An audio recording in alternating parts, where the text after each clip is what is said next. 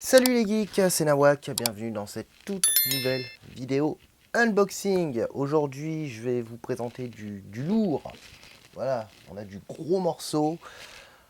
Figurine 1/4 de chez NECA, donc je vais vous présenter Jason Vendredi 13, chapitre 7.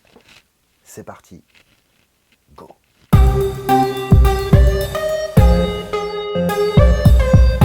Jason, Vendredi 13, chapitre 7, par NECA, au format 1/4. Et là, on est vraiment sur... Bon, on n'est pas vraiment sur de la figurine, hein. On n'est plus sur de la figurine. On est à mi-chemin entre de la statuette et de la figurine. Alors, déjà, il pèse très lourd. Voilà. Alors ça, c'est quelque chose que j'ai ajouté. Je vous expliquerai un peu plus tard dans la vidéo. Alors, qu'est-ce qu'on peut dire de ce Jason? Donc, au niveau des accessoires, alors on a la lance, voilà, avec petite cordelette, manche imitation bois. On a la hache, un peu esquintée, un peu amochée, avec un manche imitation bois. Voilà. Et on a ensuite, on a la machette. Voilà, donc la machette avec des effets de taches de sang sur la lame qui sont plutôt bien réalisés. Au niveau de la figurine, alors on est sur une figurine semi-articulée, mais là on est vraiment sur du grand NECA. On est vraiment sur de la statuette NECA comme j'aime. NECA démontre encore une fois avec cette statuette son savoir-faire et sa maîtrise. Alors au niveau des articulations, on a ici au niveau de l'avant-bras qui pivote, ici aussi. Alors c'est c'est une figurine qui est de 2002 je crois, un truc comme ça, donc il y a 20 ans. Donc les articulations ça manque un peu de souplesse. Ici on a la main qui est articulée. Alors la main qui a un aspect un peu caoutchouc. C'est pas une main en full plastique dur. Non, non.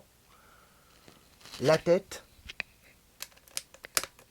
voilà, qui peut effectuer une petite rotation. La main ici, ouais, la main ici également. Et normalement, je dis bien normalement, on a le torse qui peut pivoter. Mais je soupçonne l'ancien propriétaire de l'avoir recollé. Voilà, tout simplement parce que si on regarde ici, on a un décalage entre la partie supérieure du buste et la partie inférieure. Donc je pense que l'ancien proprio a dû la faire tomber. Et plutôt, étant donné qu'on peut pas, enfin généralement on peut pas, c'est pas évident à réemboîter. Il a fait exactement comme moi, c'est ce que j'avais fait avec la figurine Michael Myers, avec le bras qui était cassé. Bah lui il a fait la même chose, il a mis de la colle. J'en ai parlé à un pote, alors il m'a dit que bon, avec l'âge de la figurine, il m'a dit c'est peut-être pas de la colle, c'est peut-être tout simplement le torse qui est très dur à tourner, qui est peut-être grippé. Mais je sais pas, je pense pas, parce que je vois quand même on voit ici le décalage au niveau des deux parties. Il y a un décalage ici et ici à ce niveau-là. Donc ça, on a l'impression que ça a été recollé, mais ça n'a pas été recollé très droit. Alors après, c'est pas catastrophique parce que c'est pas le truc qui saute aux yeux, hein. Moi, je m'en suis rendu compte tout simplement parce que elle est tombée. Alors ça, j'y reviendrai après. C'est pas évident, enfin, je comprends pas pourquoi NECA s'évertue à faire des statuettes comme ça qui pèsent en plus, qui sont très lourdes. Et pourquoi proposer des statuettes et ne pas proposer de socle? Ça, j'arrive pas à comprendre. Résultat, elle était en hauteur sur une étagère et bien évidemment, elle est tombée. Alors évidemment, plus de peur que de mal. J'ai réussi à la rattraper en route. Et c'est là, en fait, quand j'ai voulu vérifier s'il n'y avait rien de cassé, que je me suis rendu compte qu'il y avait un petit bug au niveau du torse, qui n'était pas vraiment aligné avec la partie inférieure. Bon, si on met ce détail de côté, c'est quand même une très très belle réalisation. C'est une figurine qui est super bien détaillée. Alors au niveau des vêtements, déjà, là, le haut, la tenue qui part en lambeaux. On a la chair en putréfaction dessous, avec les côtes qui sont apparentes. Ici aussi, une partie de la combinaison qui est déchirée et qui laisse apparaître la chair, l'os de la rotule. Pareil ici. Et à l'arrière, alors là vous allez voir, c'est vraiment dément. Voilà, on a toute une partie du squelette avec les omoplates, les vertèbres. Et là, on a toujours pareil, la chair pourrie en putréfaction.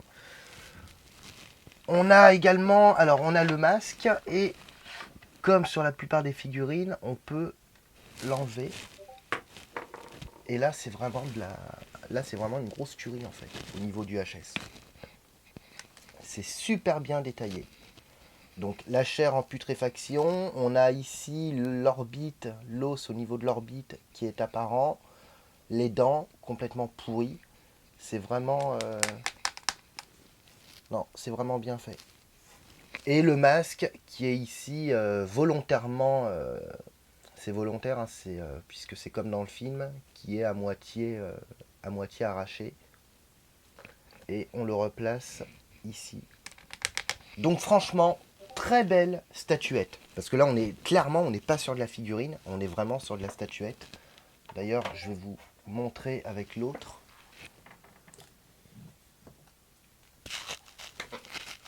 Pour comparer. Voilà.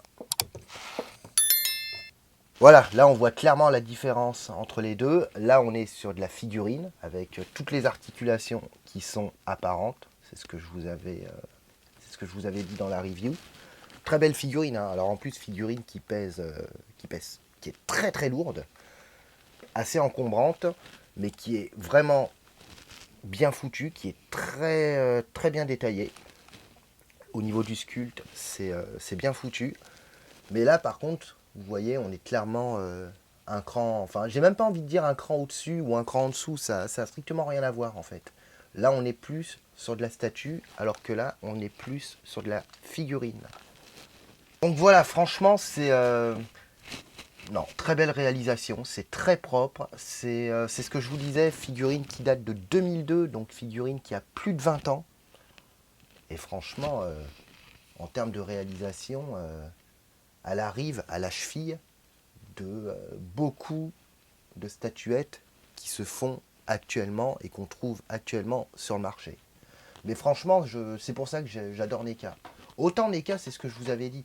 Sur tout ce qui est HS humain, ça reste perfectible. C'est pas parfait, bien qu'il y ait quand même ils se sont beaucoup améliorés au niveau des HS humains. Par contre, tout ce qui est monstre, créature, franchement, NECA, il place la barre à un level vraiment très haut. Et là, cette figurine ne déroge pas à la règle. Elle est vraiment... non, elle est vraiment superbe. Alors, ce que j'ai fait, comme elle est tombée hier, j'ai récupéré ce socle, qui au départ, alors c'est un socle de voiture. Vous savez, les voitures 1.18, type Burago, etc. J'avais ce socle qui traînait, et du coup, j'ai tout simplement collé la figurine dessus. Voilà, donc j'ai mis 3 points de colle sous chaque pied, et au moins ça bouge plus. Et au moins c'est stable. Voilà. Alors j'ai un pote qui m'a dit que lui il n'avait pas de socle, mais il m'a dit que c'est quand même une des figurines les plus stables de chez NECA. Mais ouais, c'est stable, mais il suffit d'un courant d'air ou d'un faux mouvement et voilà quoi, c'est la chute assurée. Donc franchement, ça, si vous avez ce type de figurine, de statuette, vous récupérez des socles comme ça et puis vous les fixez. Et comme ça au moins ça bouge pas. C'est vachement stable. J'ai oublié de préciser, on est sur une figurine sonorisée. Alors, j'ai enlevé, en fait, on enlève une partie du squelette. Voilà. Et ça fonctionne avec 3 piles.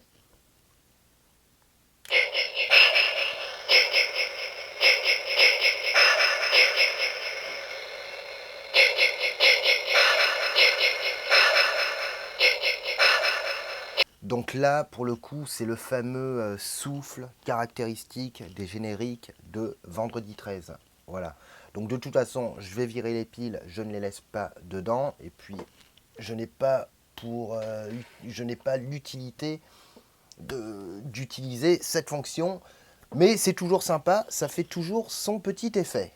Au niveau du prix, eh ben, très bonne pioche, encore une fois, puisqu'elle était à 90 euros. Et le vendeur a accepté de me faire une offre à 80 euros. Ce qui reste plus que correct pour cette pièce. Alors bon, je lui ai demandé si c'était lui qui l'avait recollé. Je l'ai contacté là entre temps, il m'a dit non. Il me jure ses grands dieux que ce n'est pas lui, mais visiblement il aurait acheté cette figurine dans un lot. Voilà, et il m'a dit qu'en tout cas, je lui ai envoyé les photos, il m'a dit que lui, quand il l'avait eu, il n'avait pas remarqué qu'il y avait un décalage au niveau de la partie supérieure et de la partie inférieure. Voilà. Après, comme je vous ai dit, c'est pas quelque chose qui est voyant, qui est flagrant, ça saute pas aux yeux. C'est plutôt discret, d'autant plus on a la combi là ici qui tombe un peu, donc ça permet de masquer les, la délimitation, le marquage. Donc voilà, mais 80 euros, franchement, pour une pièce comme ça reste un prix plus que correct. En termes de côte, sans boîte, je l'ai déjà vu à 200 à peu près. Ouais, 200, 250. Et en boîte, alors là, les prix, c'est 450, voire même parfois 500 euros. Donc voilà, autant vous dire que les prix flambent.